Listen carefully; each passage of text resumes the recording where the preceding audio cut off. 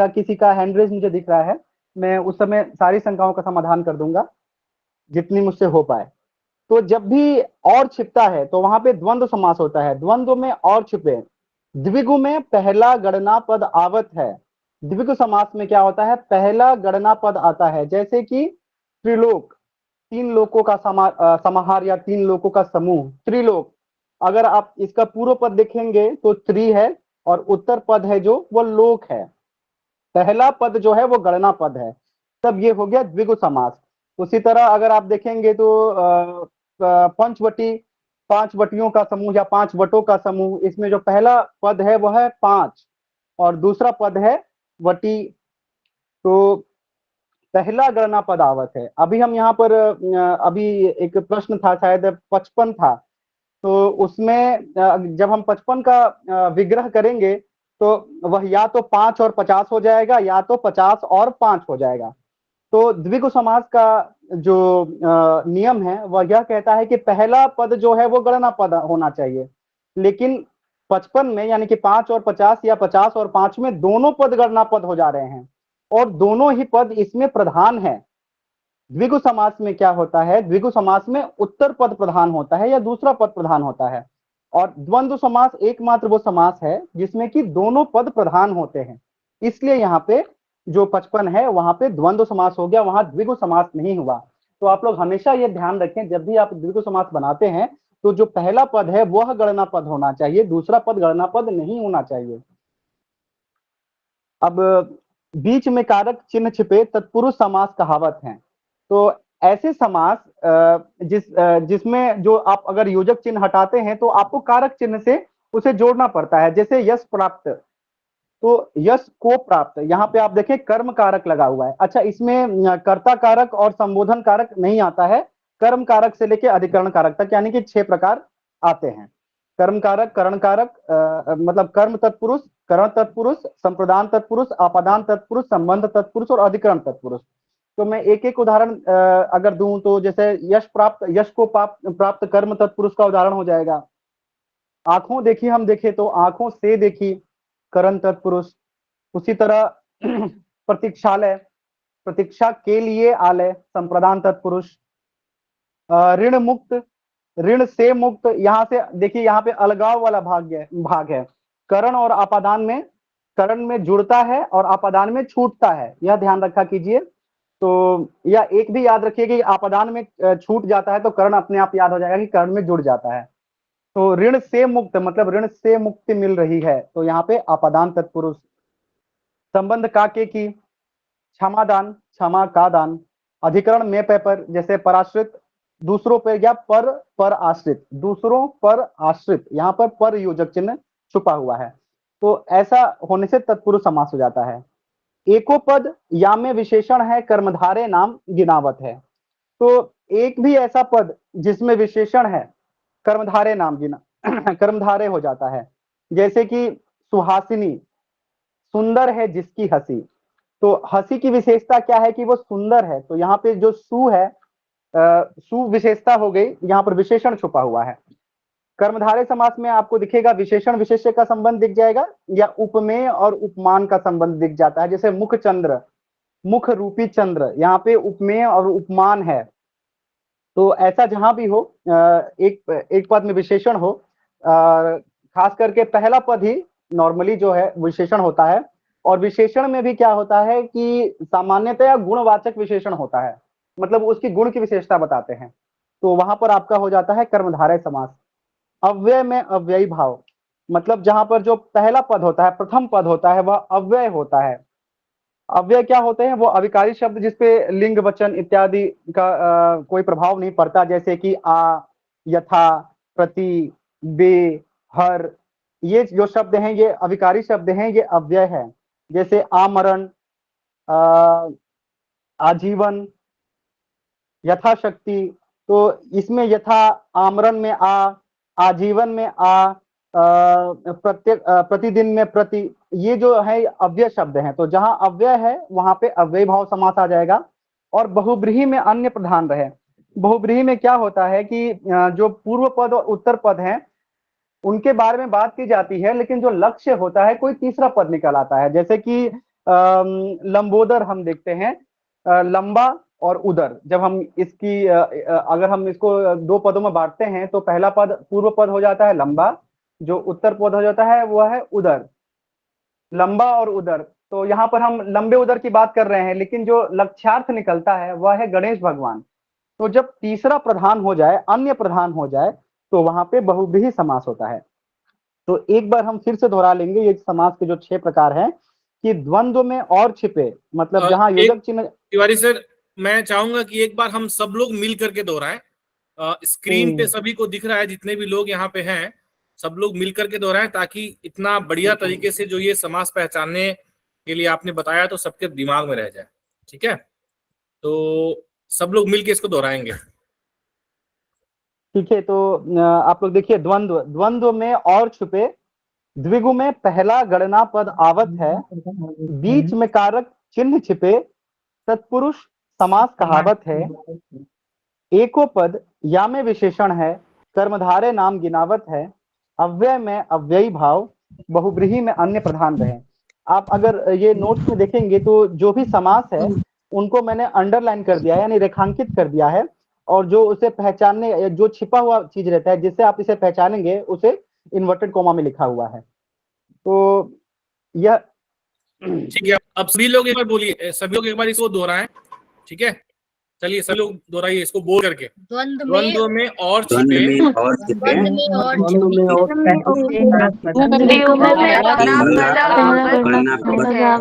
बीच में कहावत है, एको विशेषण है, कर्मधारय नाम गिनावत है, अव्यय में भाव, बहुव्रीहि में अन्य प्रधान रहे। तो बहुत मुश्किल कविता नहीं है ये, ऐसा लग रहा है याद कि कर लेंगे पक्का आप वाला लोग। मछली हाट में आ गए लोग। ऐसा होता कि अभिषेक साहब एक लाइन बोलते पहले, बाद में हम लोग बोलते। ठीक है, ओके जी, तिवारी जी एक लाइन आप बोले, पीछे से हम लोग बोलते हैं, ताकि ये, और इसको सब लोग याद कर लेंगे। ये पहले भी कई बार सूत्र बताया जा चुका है, लेकिन आप लोग याद नहीं करते, सब लोग रट लेंगे, अगले सेशन में पूछा जाएगा। जी तिवारी जी एक बार थोड़ा आप आगे बोले। द्वंद्व में और छिपे, द्विगु में पहला गणना पद आवत है,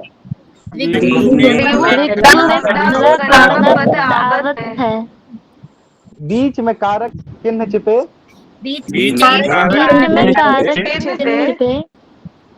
तत्पुरुष समास कहावत है, एको पद या में विशेषण है,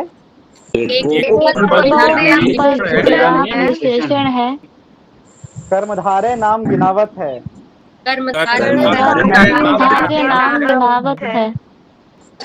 अव्यय में अव्ययी भाव,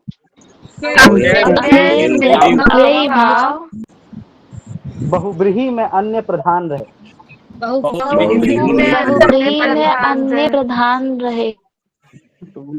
तो आप मुझे लग रहा है कि इस कविता से आप लोग भली भांति परिचित हो गए। इसे आप लोग बस 8-10 बार पढ़ लीजिएगा, आप लोग याद हो जाएगा। तो अब हम लोग एक छोटा सा, अब मुझे लगता है कि बस इतना भर समझ लेने से समास हमारा पूरा हो गया। फिर भी हम लोग परिपाटी को ये फॉलो करते हैं और पढ़ते हैं द्वंद्व समास क्या है। वही बात है कि द्वंद्व समास में समस्त पद के दोनों पद प्रधान होते हैं। अच्छा, यहाँ पर मैं बता दूं कि कभी कभी ये प्रश्न पूछता है कि किसमें कौन सा पद प्रधान रहता है। तो ऐसे ही बता देता हूं कि जो द्वंद्व समास है उसमें दोनों पद प्रधान रहते हैं। एकमात्र द्वंद्व समास में ही दोनों पद प्रधान रहते हैं, और बहुव्रीहि में दोनों ही पद अप्रधान रहते हैं, एकदम उल्टा। ठीक है, पूर्व पद प्रधान रहता है अव्ययी भाव में, जो अविकारी शब्द आ जाते हैं, यथा, प्रति, आजीवन वाला आ, और उत्तर पद बाकी जो बच गए, तत्पुरुष, कर्मधारय और द्विगु, उसमें उत्तर पद प्रधान रहता है। तो ये कहीं कहीं प्रश्न पूछ देता है, इसलिए आप लोग इसे नोट कर लीजिएगा, मैंने अपने नोट में लिखा नहीं है इसे। ठीक है, अब हम लोग आते हैं द्वंद्व समास में। तो द्वंद्व समास में समस्त पद के दोनों पद प्रधान होते हैं। समस्त पद का विग्रह करने पर पदों के बीच में और, एवं, तथा, इसमें या नहीं लिखा हुआ है, या आदि शब्द आते हैं। तो या लिख लीजिएगा। अगर हम लोग कुछ उदाहरण देखें तो अपना पराया, इसका जब हम लोग विग्रह करेंगे तो अपना और पराया हो जाएगा। अमीर गरीब, अमीर और गरीब हो जाएगा। नर नारी, नर और नारी हो जाएगा। भाई बहन, भाई और बहन हो जाएगा। द्वंद्व समास की एक और विशिष्टता है कि यह दो संज्ञाओं में होती है और दोनों पद प्रधान होते हैं। यह बात हमेशा याद रखनी है। अब हम लोग आते हैं द्विगु समास की तरफ। द्विगु समास क्या होता है कि जहां समस्त पद का पहला पद संख्यावाचक या परिमाणवाचक होता है। देखिए, जो परिमाणवाचक विशेषण भी होता है, लेकिन जहां संख्या आ जाएगा वहां आंख मूंद के द्विगु है। ठीक है, तो यहाँ पर आप उदाहरण देख सकते हैं। त्रिलोक, तीन लोकों का समूह या तीन लोकों का समाहार। चौगुना, चार गुना। पंचवटी, पांच वटियों का या वाटिकाओं का समूह, पांच वटों का समूह। त्रिवेणी, तीन वेड़ियों का समूह यानी तीन नदियों का समूह। तो यह हो गया द्विगु समास। अगर यहीं पे जैसे 24 होगा तो वह 4 और 20 या 20 और 4 हो जाएगा। यहाँ पर जो संख्या दोनों पद प्रधान हो जाते हैं। दोनों पद सिर्फ और सिर्फ द्वंद्व समास में प्रधान होते हैं, इसलिए वहां पे द्वंद्व समास हो जाएगा इसी नियम के अंतर्गत, दोनों संख्या होने के बावजूद। और वैसे भी द्विगु समास में जो पहला पद है वह संख्यावाचक होता है, दूसरा पद नहीं। चलिए, और द्विगु समास में क्या उत्तर पद प्रधान होता है। ठीक है, अब हम आते हैं तत्पुरुष समास में। तत्पुरुष समास कदाचित समास का मतलब सबसे बड़ा है, हालांकि वह भी बहुत ही सरल है, परंतु सबसे बड़ा वही है। इसमें तत्पुरुष समास के 7 प्रकार होते हैं, 7 शाखाएं होती हैं उसकी। तत्पुरुष समास में क्या होता है? तत्पुरुष समास देखिए कारक से जुड़ा हुआ समास है, और उसमें कर्म कारक से लेके अधिकरण कारक तक जो विभक्ति चिन्ह होते हैं, जिस समास में उसकी प्रयुक्ति हो जाएगी वही समास बन जाएगा। तो हमने सब कारक चिन्ह पढ़ा हुआ है। कर्ता ने, कर्म को, करण से, संप्रदान को के लिए, आपादान से, द्वारा, साथ, संबंध, काके की, ना, नेनी, रारेरी, अधिकरण में पै पर, संबोधन है अहो अरे। तो इसमें कर्ता और संबोधन को भूल जाना है, कर्म कारक से लेकर अधिकरण कारक तक याद रखना है। तो अब हम आते हैं कर्म तत्पुरुष समास के कुछ उदाहरण देख लेते हैं। जैसे आपको दिख रहा होगा, यश प्राप्त यानी कि यश को प्राप्त। सर्वप्रिय, सर्व को प्रिय, जो विभक्ति चिन्ह है को, जो योजक हटा रहे हैं तो वह विभक्ति जो है को से हट रही है, तो यहाँ पे कर्म तत्पुरुष समास हो जाएगा। परलोक गमन, जो शुरू में मैंने कहा था परलोक को गमन, को से जुड़ रहा है, तो यहाँ पे हो गया कर्म तत्पुरुष। करण तत्पुरुष में हम आए, आंखों देखी, आंखों से देखी, तो यहाँ पर जो से है यह जुड़ाव वाला है। ठीक है, प्रेम आतुर, प्रेमातुर मतलब प्रेम से आतुर। प्रेमातुर देखिए एक ही शब्द है, यहाँ योजक चिन्ह नहीं है। हमेशा समास में सामासिक चिन्ह या योजक चिन्ह आपको देखने को नहीं मिलेगा। तो प्रेमातुर, प्रेम से आतुर, करण तत्पुरुष। अकाल पीड़ित, अकाल से पीड़ित या अकाल द्वारा पीड़ित, तो यहाँ पे हो जाएगा करण तत्पुरुष। संप्रदान तत्पुरुष के उदाहरण प्रतीक्षालय, प्रतीक्षा के लिए आलय। हथकड़ी, हाथ के लिए कड़ी, शायद ये आप लोग के प्रश्न में था। उसी तरह एक हवन सामग्री था, तो हवन के लिए सामग्री। पूजा सामग्री, पूजन के लिए सामग्री, तो यहाँ पे संप्रदान को के लिए, तो यहाँ पे आ गया आपका संप्रदान कारक। आपादान से, यहाँ पे आपादान से जो है अलग होने वाला भाव है। जैसे आवरणहीन, आवरण से हीन, आवरण से मुक्ति मिल रही है, आवरण से अलगाव हो रहा है, यहाँ पे अपादान का अपादान तत्पुरुष समास।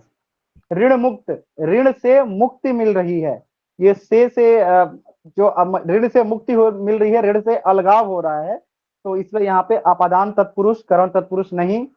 पदच्युत यानी पद से उसको मुक्ति मिल रही है, पद से च्युत किया जा रहा है, पद से गिराया जा रहा है, पद से संबंध का विच्छेद हो रहा है, इसलिए अपादान तत्पुरुष समास। अब हम आते हैं संबंध तत्पुरुष। संबंध तत्पुरुष के उदाहरण सबसे अधिक मिलते हैं तत्पुरुष समास में। ज्यादातर जो समास आते हैं वह संबंध तत्पुरुष से मिलते जुलते आते हैं, परंतु परीक्षा में थोड़े कम पूछे जाते हैं। तो पुण्यदान, क्षमादान यानी कि क्षमा का दान, यहाँ पे का के की का संबंध सूचक जो विभक्ति है। सीमा रेखा, सीमा की रेखा।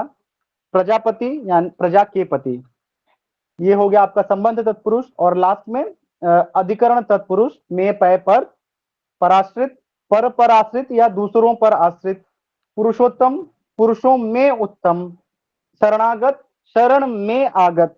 तो ये हो गया आपका अधिकरण तत्पुरुष। इसके अलावा ये एक चीज जो कविता में नहीं है लेकिन जो आप लोग को याद रखनी है वह है नए समास। यहाँ पर देखिए नए गलत लिखा है, य के नीचे इ के नीचे हलंत होगा, नए समास, ठीक है, इ के नीचे हलंत होगा, जल्दबाजी में लिखा है इसलिए थोड़ी सी उसके लिए मुझे क्षमा कीजिएगा। नए समास में क्या होता है, यह मूलतः निषेधात्मक जहां भी शब्द होते हैं ना, नकारात्मक शब्द, निषेधात्मक शब्द, वहां पे नए समास आता है। जैसे कि अनंत न अंत, अनित्य न नित्य, निषेधात्मक है। अनादि न आदि, अनाचार न आचार, न और अन से ये देखने को मिलेगा आपको। इसके अलावा नगण्य, जो गण्य नहीं है, न गण्य, जिनकी गिनती नहीं की जा सकती, वो भी नए समास है। तो जहां भी निषेधात्मक या अभाव का अर्थ निहित होता है वहां पे नए समास आता है। यह तत्पुरुष समास का एक उदाहरण है, इसे आप नए तत्पुरुष समास भी कह सकते हैं। तो ये चीज कविता में नहीं थी, ये चीज आपको याद रखनी है। कविता के बाहर बस 2-3 चीजें हैं जो आपको याद रखनी है, तो कविता से ही हो जाएगा। अब हम आते हैं कर्मधारय समास में। तो कर्मधारय समास में हमने पढ़ा था कि एको पद या में विशेषण है, कर्मधारय नाम गिनावत है। तो इसमें क्या होता है कि विशेषण विशेष्य का भाव होता है। जो सामान्यतः जो पहला पद होता है वह विशेषण होता है और जो दूसरा पद होता है वो विशेष्य होता है। विशेषण विशेष्य के, और जो विशेषण होता है सामान्यतः ज्यादातर गुणवाचक विशेषण ही होता है। और एक बात होती है, उपमेय और उपमान का भाव भी होता है, तब भी कर्मधारय समास होता है। जैसे मुख चंद्र, मुख रूपी चंद्र, चरण कमल, चरण रूपी कमल रूपी चरण या चरण रूपी कमल, यहाँ पे आपका उपमेय और उपमान है, तो कर्मधारय समास है। तो कुछ उदाहरण हम लोग देख लेते हैं। सुहासिनी, सुंदर है जिसकी हंसी, सु सुंदर गुणवाचक विशेषण, हासिनी ये आपका बन जाएगा विशेष्य। महावीर, महान है जो वीर। अधपका, आधा है जो पका। अंधकूप, अंधा है जो कुआं, अंधा है जो कूप। नील गाय, नीली है जो गाय। श्वेत पत्र, सफेद है जो पत्र। ये सब विशेषता विशेषण छुपा पहला जो पद है विशेषण है। मुख चंद्र, अभी देखिए उपमेय उपमान आ गया। मुख रूपी चंद्र, विद्याधन, विद्या रूपी धन। और ये एक, अच्छा इसमें देखिए एक पर्णकुटी दिख रही होगी, उसे काट दीजिएगा, पर्णकुटी कर्मधारय समास नहीं होगा। अगर आप ऐसे विग्रह कर देते हैं पत्ते से बनी कुटी तब तो हो जाए, लेकिन पर्णकुटी पर्ण की कुटी होती है, संबंध तत्पुरुष समास होता है। एक बड़ा ही इंटरेस्टिंग है, ये देखिए दही बड़ा और फुलौदी। इसमें इसे मध्य लोपी कर्मधारय समास कहते हैं। इसमें क्या होता है, मध्य का भाग जो है वो छुपा रहता है, उसका लोप हो जाता है। दही और बड़ा, दही बड़ा के बीच में सामासिक चिन्ह या योजक चिन्ह नहीं है, वह होना चाहिए। तो दही बड़ा को अगर आप ये विग्रह करेंगे तो वो हो जाएगा दही में डूबा बड़ा। तो में डूबा, इसमें उसका लोप हो गया है, इसलिए यह मध्य लोपी कर्मधारय समास है। उसी तरह फुलौरी जो है, फूली हुई वरी या बरी, उसे कहते हैं फुलौरी। इसके अलावा भी एक कर्मधारय समास में ध्यान देने वाली चीज है कि अगर शीतोष्ण हुआ, शीत और उष्ण दोनों ही विशेषण हैं। शीत मतलब कि ठंडा बता रहा है, मतलब अच्छा ठंडा गर्म से ही समझ लेते हैं शीतोष्ण को। ठंडा गर्म दोनों ही विशेषता बता रहे हैं, ठंडा गर्म। एक नजर में आपको दिखता है कि यह द्वंद्व समास है, लेकिन द्वंद्व समास दो संज्ञाओं के बीच में रहता है। और जो जब दो विशेषण हो, जब मतलब एको पद या में विशेषण हमने पढ़ा था ना, तो एक भी पद जिसमें विशेषण हो, यहाँ तो दोनों ही पद विशेषण है, ऐसा कुछ हो तो वहां पे हो जाएगा कर्मधारय समास। तो अगर ठंडा गर्म हो, शीतोष्ण हो, नीला पीला हो, नीला और पीला, तो वहां पे कर्मधारय समास हो जाएगा। बहुत बार जब वाक्य में प्रयुक्ति होती है तो समास विग्रह बदल जाता है। जैसे अगर हम लोग वाक्य में प्रयोग करेंगे कि मतलब वह लाल पीले हो गए, तो लाल पीला होना मतलब कि गुस्सा हो जाना। तब जब लाल पीला हो जाना यानी कि गुस्सा हो जाना किसी का अगर ये भाव दिखाता है तो वहां पे संज्ञा का भाव आ जाता है और वहां पर आपका ये द्वंद्व समास होगा। लेकिन जब लाल पीला रंगों की बात कर रहे होंगे तब वहां पे आपका कर्मधारय समास हो जाएगा। तो जब कभी ऐसा उदाहरण आए परीक्षा में तो आप ध्यान दीजिएगा। आगे बढ़ते हैं अव्ययी भाव समास में। अव्ययी भाव में हमने पढ़ा था कि अव्यय में अव्ययी भाव, मतलब जब पहला पद अव्यय हो। अव्यय आपको पता है जो अविकारी शब्द होते हैं जिनपे लिंग का वचन का कुछ लिंग या हेलो वचन का सर। कोई प्रभाव नहीं पड़ता। जी सर स्क्रीन नहीं आ रही। अभी दिख रही है, मुझे तो दिख रही है। आ रहा है सर, दिख रहा है। आ रही है नहीं स्क्रीन दिख ना, रहा है सर। सर कोई नहीं बात दिख रही है। जी सर। स्क्रीन ना भी दिखे तो कोई बात नहीं, हम लोग सुन के भी कर सकते हैं, क्योंकि इसमें बहुत ज्यादा समझने वाली कोई बात नहीं है। हाँ हम आप दिखती कविता अगर है। हम समझ गए तो हम समझ गए हैं। देखिए पहला पद जो है वो अव्यय होता है। अव्यय जैसे कि कुछ शब्द हैं आ, भर, भर मतलब भरपेट, भर दिन, भर मन, यथा, यथाशक्ति, यथेच्छा, यथा इच्छा, प्रति, प्रत्येक, प्रतिदिन, प्रतीक्षा, नहीं प्रत्येक्षा, बेदम, बेकार, ये जो बे है, या हर, हर दिन, या मतलब जो पहला पद है अगर अव्यय आ गया तो वहां पे अव्ययी भाव समास होता है। अव्ययी भाव समास एकमात्र ऐसा समास है जिसका पहला पद प्रधान रहता है। ठीक है, तो अब हम कुछ उदाहरण देख लेंगे।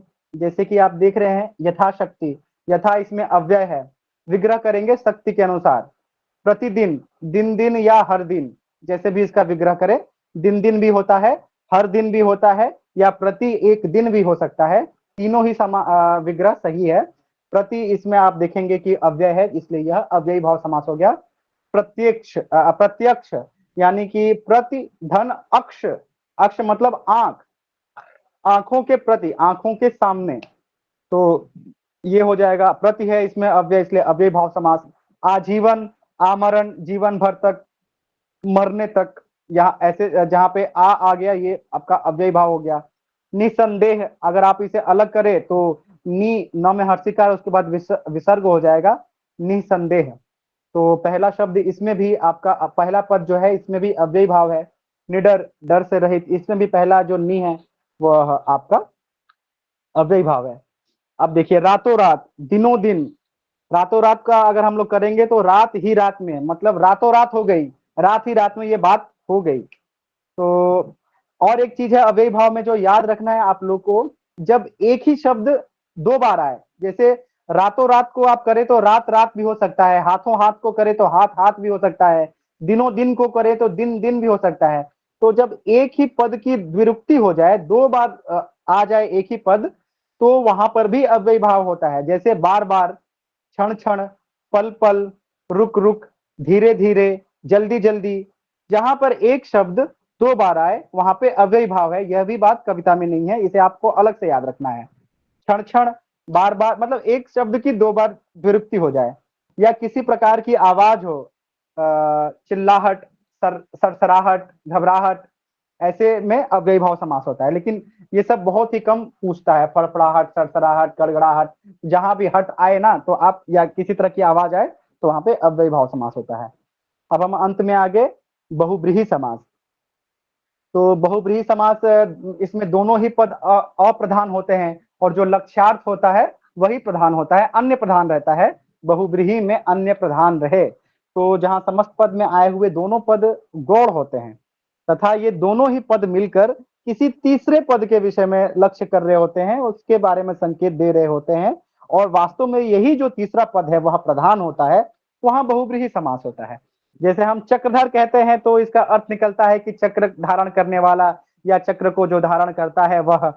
तो कौन धारण करता है? विष्णु भगवान। तो पर्टिकुलरली मतलब विष्णु भगवान के लिए यह शब्द प्रयुक्त होता है, इसलिए यहाँ पे चक्रधर से आपका चक्र, पूर्व पद चक्र, उत्तर पद धर, दोनों ही पद अप्रधान है, और तीसरा जो अर्थ निकल आता है विष्णु, और वास्तव में यही पद प्रधान है, इसलिए यहाँ पे बहुब्रीहि समास।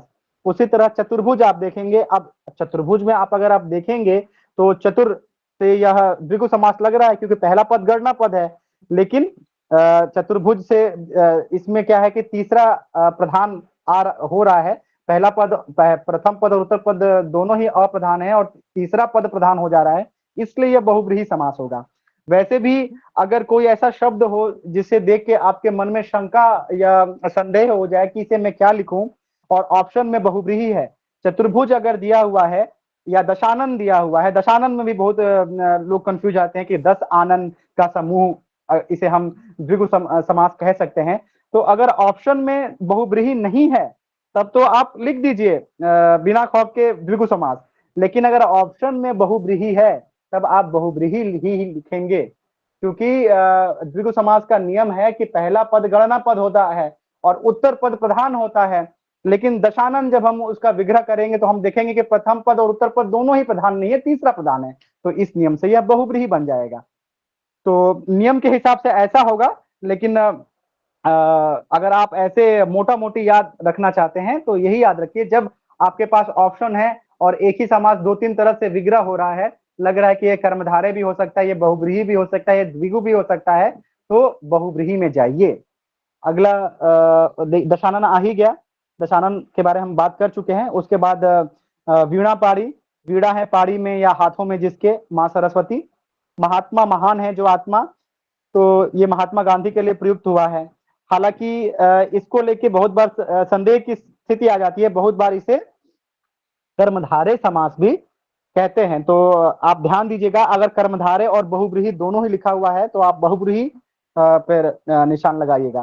त्रिलोचन, यह भी त्रि, देखिए त्रि पूर्व पद संख्यावाचक है, और इसमें तो लोचन देख के उत्तर पद प्रधान भी लग रहा है, लेकिन हमें पता है कि 3 आंखें भगवान शिव की हैं, त्रिलोचन, त्रिनेत्र, त्रिनयन, त्रिभुवन उनको ही कहा जाता है, तो यहाँ पर यह बहुब्रीहि समास हो जाएगा।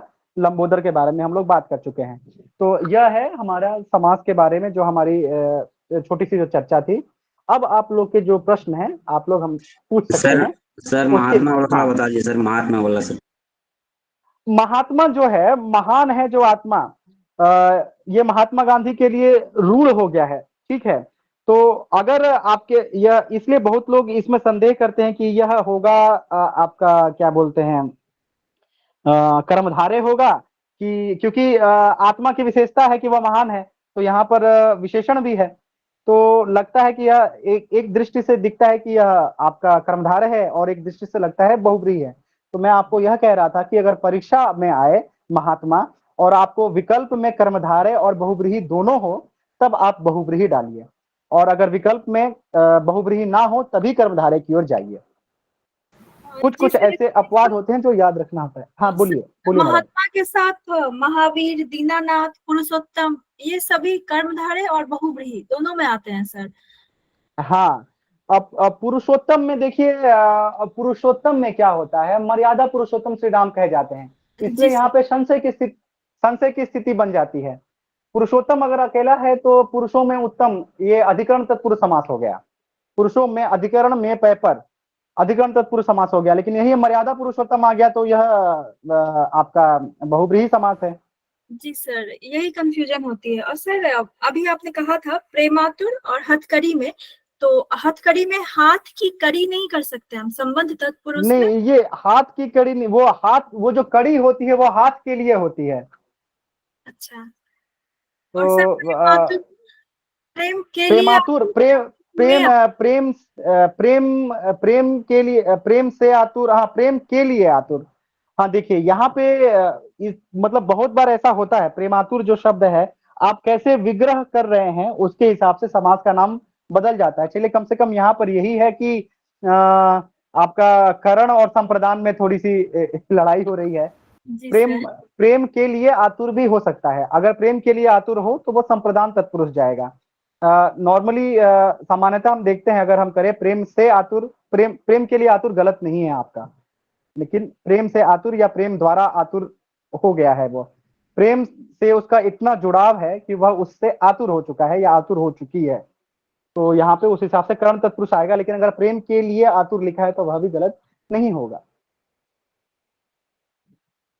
और खास करके ऐसे प्रश्न परीक्षा में अगर दोनों चीज नहीं दिया जाएगा, क्योंकि जहां पे ज्यादा संशय हो वहां पे, मतलब जहां पे विवाद हो जाता है, ऐसे प्रश्नों से मतलब अलगाव बना के रखते हैं जो परीक्षक होते हैं या एसएससी जो भी परीक्षा लेने वाली जो भी संगठन होता है, वह ऐसे प्रश्नों से थोड़ी दूरी बना के रखती है। कहा जाता है कि समास का जैसे विग्रह कर दिया वैसे समास बन जाता है। ठीक है, तो या तो अभी पहले कोई हाथ उठा रहे थे, अगर वो अभी हैं कक्षा में तो वो अपना प्रश्न पूछ सकते हैं, नहीं तो आज जो 60 प्रश्न थे उसमें से किसी में अगर आप लोग को कुछ दिक्कत हुई, समझ में नहीं आया, वो भी आप पूछ सकते हैं।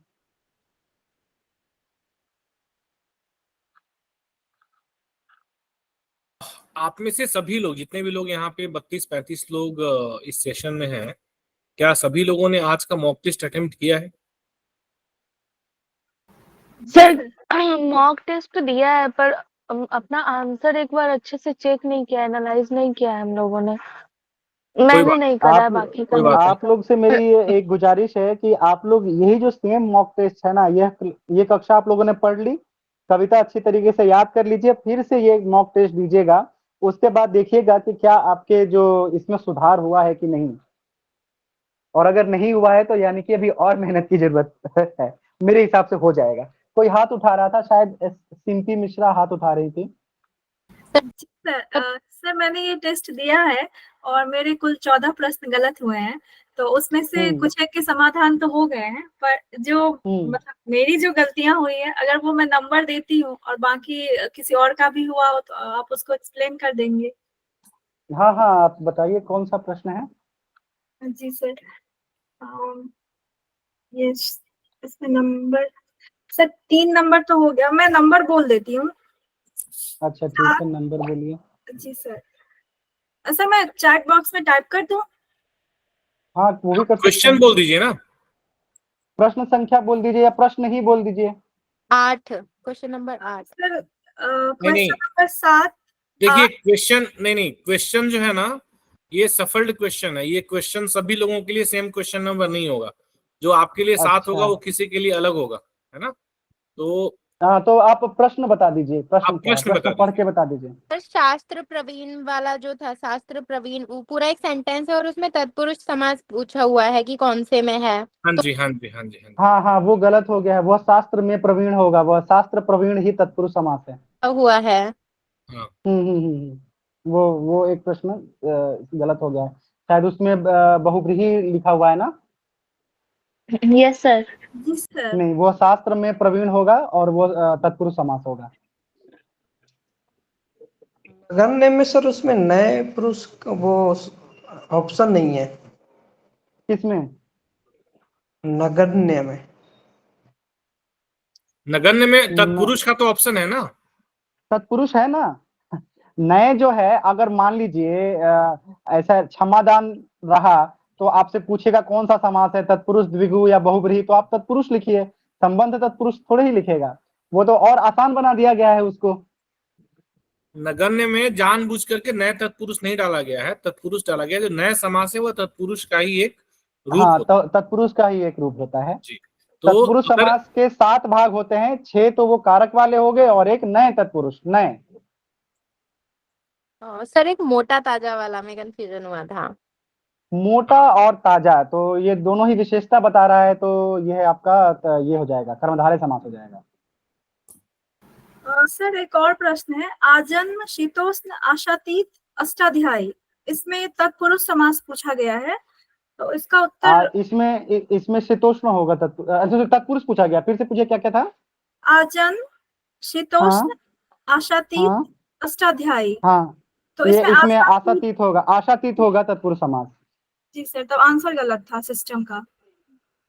आंसर क्या था वहां पे सर? आंसर दिखा रहा है शीतोष्ण। शीतोष्ण कर्मधारय होगा। जी सर। आप लोग अगर इस तरह के कुछ क्वेश्चन है तो आप लोग मार्क, अभी जब दोबारा आप लोग टेस्ट देंगे तो आप उसे मार्क कर दीजिएगा, उसे हम ठीक करवा देंगे। ये आशातीत में क्या है, आशा से परे, तो आपका ये हो जाएगा, ये कौन सा, आपादान से, मतलब अलगाव है, और आपादान तत्पुरुष हो जाएगा। सर ये मोटा और ताजा आप बता रहे हैं कर्मधारय के लिए सर। हाँ, बट मोटा और से जुड़ा हुआ द्वंद्व होना चाहिए सर। मोटा और ताजा क्या होगा सर? आप अभी सुन रहे थे पूरा, मैं जो कक्षा ले रहा था उसको आपको ध्यान से सुनना है। यही तो मैं जब कर्मधारय में पढ़ा रहा था तो मैंने आपको कहा था कि जब 2 विशेषण आ जाएं तो वहां पे कर्मधारय होता है, द्वंद्व नहीं होता है।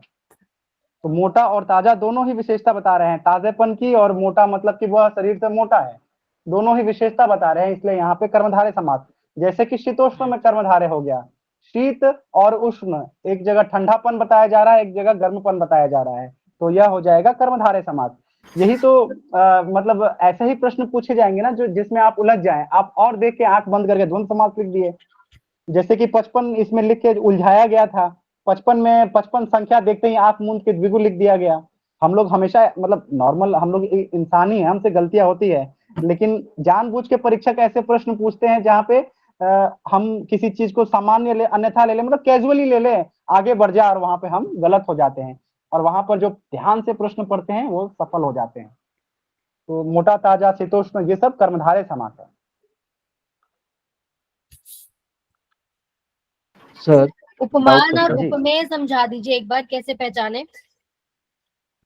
देखिए इसमें मुख चंद्र लिखा हुआ है, देख के ही मालूम चल रहा है कि जो मुख की उपमा है वह चंद्रमा से दी जा रही है, तो उपमेय है जिसकी उपमा दी जा रही है वह हो गया मुख, और चंद्र जिससे उपमा दी जा रही है वह हो गया उपमान। उपमेय और उपमान का संबंध आ गया।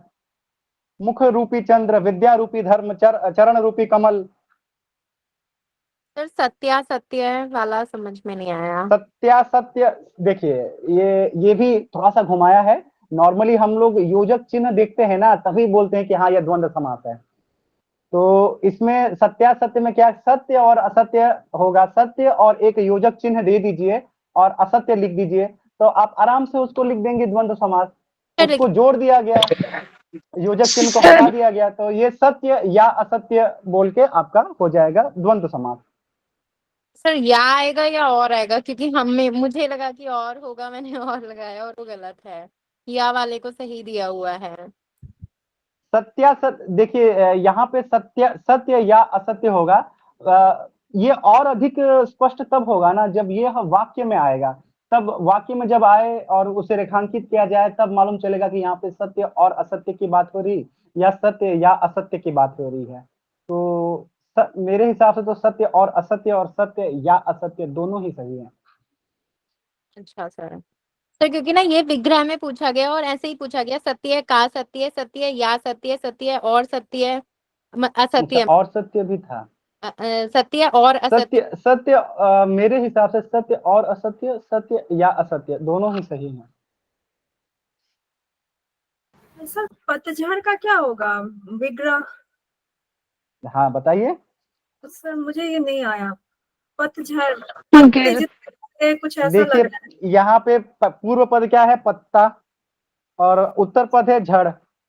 पत्ते झड़ जाते हैं किसी मौसम विशेष में, उस मौसम की बात हो रही है, शरद ऋतु में पत्ते झड़ जाते हैं, तो यहाँ पे बहुब्रीहि समास हो जाएगा। जी सर, मैं इसका अलग पर्याय खोज रही थी। देखिए ये जितने भी प्रश्न थे ना, जितने भी प्रश्न हैं, इन सभी प्रश्नों का जब आप लोग मॉक करेंगे तो इन सभी का डिटेल एक्सप्लेनेशन दिया हुआ है। जब आप इसका उत्तर देखेंगे आप, तो सभी का डिटेल एक्सप्लेनेशन दिया हुआ है जिसमें आपको इसका जवाब मिल जाएगा। जहाँ जरूरी है वहां पे ये एक्सप्लेनेशन दिया हुआ है। एक्सप्लेनेशन दिया हुआ है। सर एक डाउट था सर, जिस तरह से आपने कहा 55 वो कर्मधारय समास है, तो एक 24 नाम से भी एक भी था सर, तो 55 कर्मधारय समास मैंने नहीं बोला, आप ध्यान दीजिए क्लास पे। कर्मधारय समास में विशेषण आता है, मैंने बोला कि जब दोनों पद प्रधान हो, दोनों पद प्रधान हो, वहां पे बस एक ही समास होता है, वह द्वंद्व समास है। तो जब आप 55 का विग्रह करेंगे तो या तो आप 5 और 50 करेंगे या 50 और 5 करेंगे, दोनों ही सूरतों में दोनों ही पद प्रधान हैं, इसलिए यहाँ पे द्वंद्व समास होगा, कर्मधारय समास नहीं होगा। द्वंद्व सर मैं गलती से बोल दिया था, तो सर हाँ, 24 में भी सर यानी कि विशेषण, कर्मधारय यानी कि विशेषण, 24 में भी यही एक्सप्लेनेशन है, 4 और 20 या 20 और 4, आप चाहे जैसे भी करें, इसमें दोनों ही पद प्रधान है, इसलिए द्वंद्व समास है। ठीक है सर, ठीक है, ठीक जी।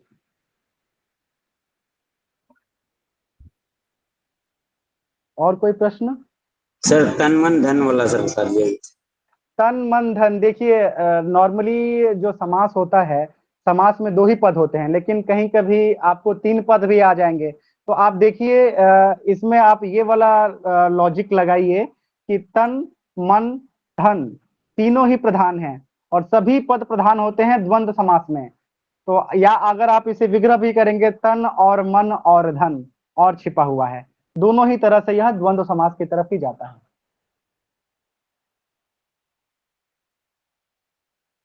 अगर आप लोग के पास मतलब कॉपी कलम है तो आप लोग यह चीज लिख लीजिए, बहुत मुश्किल नहीं है, बस 4 पंक्तियां हैं कि दोनों पद प्रधान होते हैं द्वंद्व समास में, दोनों पद प्रधान होते हैं द्वंद्व समास में। सर 1 मिनट प्लीज रुक जाइए, पेन मैंने निकाल के रख दिया, बस सुन ही रही थी मैं, 1 मिनट रुकिए।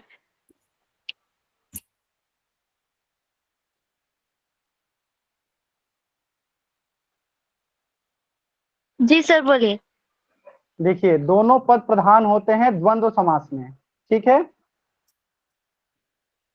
ठीक उसके नीचे कॉमा कॉमा कर दीजिए। दोनों पद अप्रधान होते हैं बहुव्रीहि समास में, क्योंकि इसमें तीसरा पद प्रधान हो जाता है। दोनों पद अप्रधान होते हैं बहुव्रीहि समास में, 2 समास हो गए। अब पूर्व पद या पहला पद प्रधान होता है अव्ययी भाव समास में, जैसे यथाशक्ति, पहला पद यथा, यह प्रधान है, यह हो गया अव्ययी भाव समास। पूर्व पद प्रधान होता है अव्ययी भाव समास। Sir 1 minute sir. दोनों पद प्रधान द्वंद्व समास, दोनों पद अप्रधान बहुव्रीहि समास, पूर्व पद या पहला पद प्रधान अव्ययी भाव समास।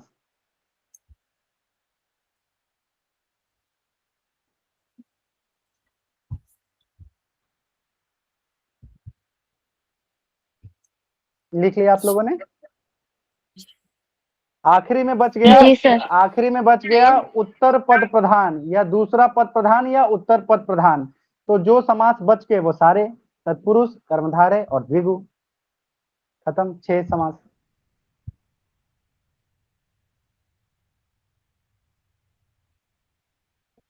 दोनों पद प्रधान द्वंद्व समास, दोनों पद अप्रधान, तीसरा पद प्रधान बहुव्रीहि, पूर्व पद या पहला पद प्रधान अव्ययी भाव, उत्तर पद प्रधान बाकी के जो भी समास बच गए, यानी कि तत्पुरुष समास, कर्मधारय समास और द्विगु समास। यह चीज आप लोग याद कर लीजिए। जब भी आप लोग विग्रह करते हैं तो 1-2 बार इसको भी दिमाग में रख के सोच लीजिए, कभी कभी इससे भी आपका मतलब कभी कभी फंसाने की कोशिश करता है, तो इसका सहारा लेके, मतलब ये डूबते को तिनके का सहारा ये बन जाएगा कभी कभी।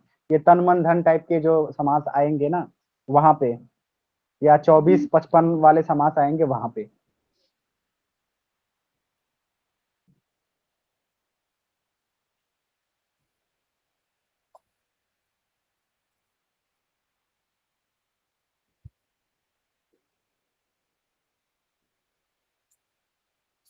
ठीक है, और कोई प्रश्न समास से जुड़ा?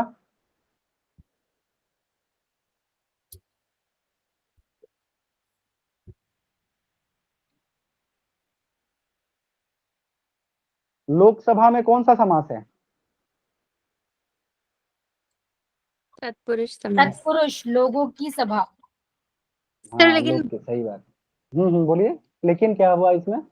सर बहु तो होगा ना?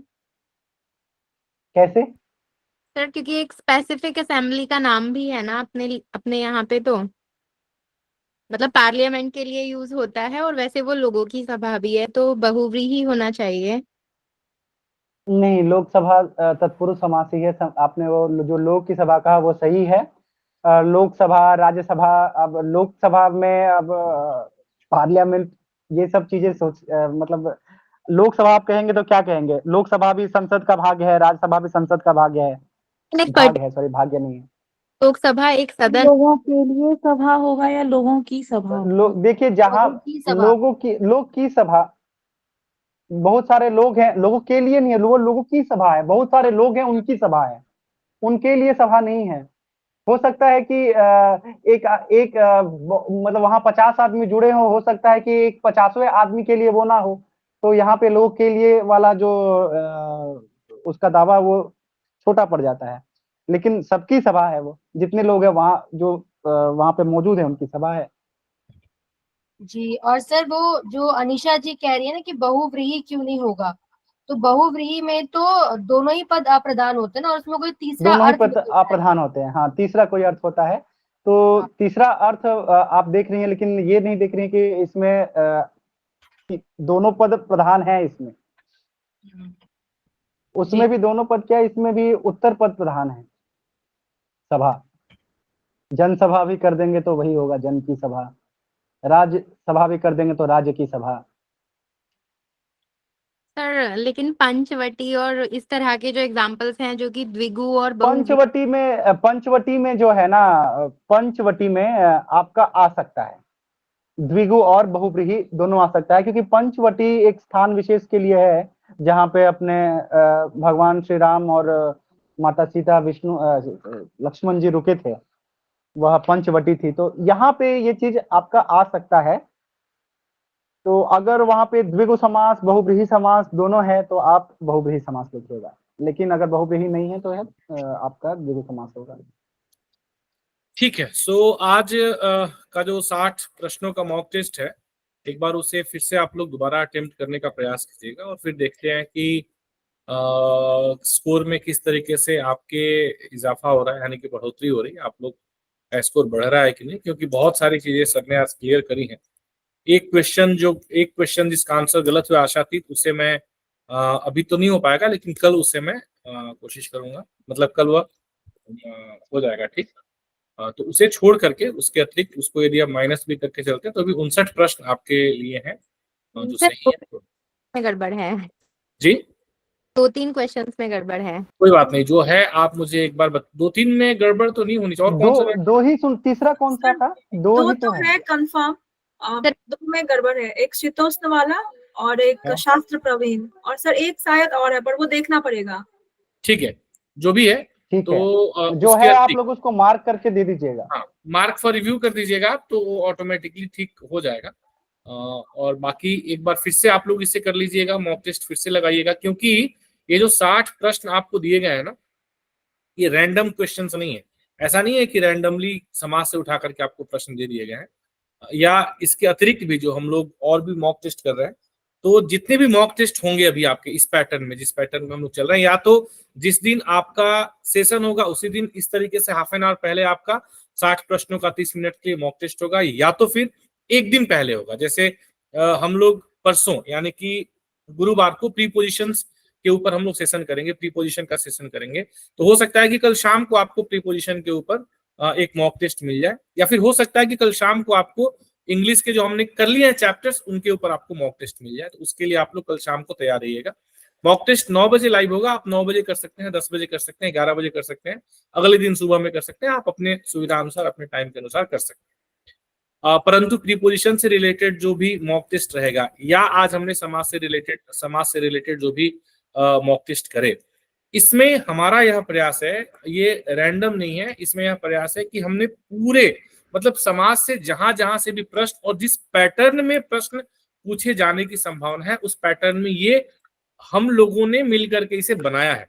ये प्रश्न कहीं से ऐसा पिक्ड अप प्रश्न नहीं है, ठीक है। इसको बिल्कुल एक एक प्रश्न को सोच समझ करके कि हाँ, इस प्रश्न को एक प्रश्न करने से आपके बहुत सारे कॉन्सेप्ट एक साथ क्लियर हो जाए, ठीक है। तो इन 60 प्रश्नों से बहुत सारे मतलब लगभग हमने पूरे समाज से संबंधित जो भी प्रश्न पूछे जाते हैं या पूछे जा सकते हैं, उन सभी को हमने कवर करने का प्रयास किया है। तो इस तरह के मॉक से आपको काफी फायदा होगा आगे चल करके भी, और हमारा प्रयास रहेगा कि प्रयास आगे भी इस तरीके से रहेगा कि ऐसे ही मॉक टेस्ट आप लोगों के लिए हम लेकर के आए, जिससे कि केवल ये एक फॉर्मेलिटी ना हो कि हाँ मॉक की फॉर्मेलिटी हो रही है, एक्चुअल आप उससे मतलब आप अपने आप को इनहेंस कर सकें, ग्रो कर सकें, और आप उसकी अंडरस्टैंडिंग डेवलप कर सकें उस टॉपिक की, जैसे आज हमने समाज के बारे में। ठीक है, तो आज के सेशन को हम यहीं पे खत्म करेंगे। सभी लोग अधिक से अधिक मॉक टेस्ट और सेशन, जैसे हम लोग जब सेशन करते हैं तो आप लोग जुड़ने का प्रयास करें। मैं देखता हूं कि बहुत सारे लोग इस बात पे रिलाई करते हैं कि सर हम इसके रिकॉर्डेड सेशन सुन लेंगे, रिकॉर्डेड वीडियो सुन लेंगे। बिल्कुल आप सुन लेंगे, लेकिन आप खुद ये बात समझें कि लाइव सेशन जब आप करते हैं और उसमें जितनी चीजें आप ग्रैब कर पाएंगे, जितना ग्रास्प कर पाएंगे, उतना रिकॉर्डेड में हो नहीं पाता है। क्योंकि अगर ऐसा होता ना तो हमारे लिए एक्चुअली आसान था ये कि जितना हम लोग 1 घंटे या 1.5 घंटे के समय में जो सेशन हम करते हैं, तो केवल मैं और तिवारी सर बैठ करके इतनी सी बातें हम लोग आधे घंटे में रिकॉर्ड कर देते और इसे आप लोगों को दे देते कि भाई आप लोग सुन लें। पर मुझे पता है कि उसका इम्पैक्ट इतना कभी नहीं होगा जितना लाइव सेशन का होता है। आया ना?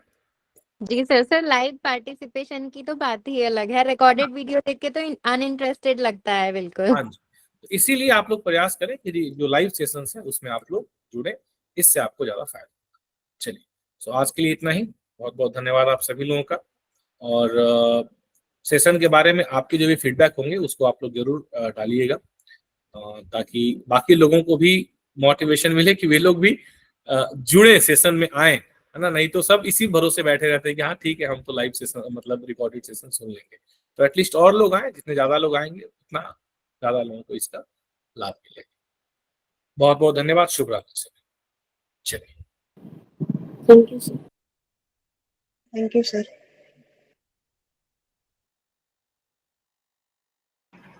सर माइक ऑफ है, आप जो भी कह रहे हैं कुछ नहीं आया। हाँ सॉरी। और विशेष तौर पे आज के हमारे अतिथि और हाँ हमारे बड़े परम मित्र तिवारी जी को विशेष तौर से धन्यवाद, जो उन्होंने अपना इतना बहुमूल्य समय निकाला और आज की सेशन को दिया। उनका बहुत बहुत धन्यवाद। ठीक है, thank you sir, good night.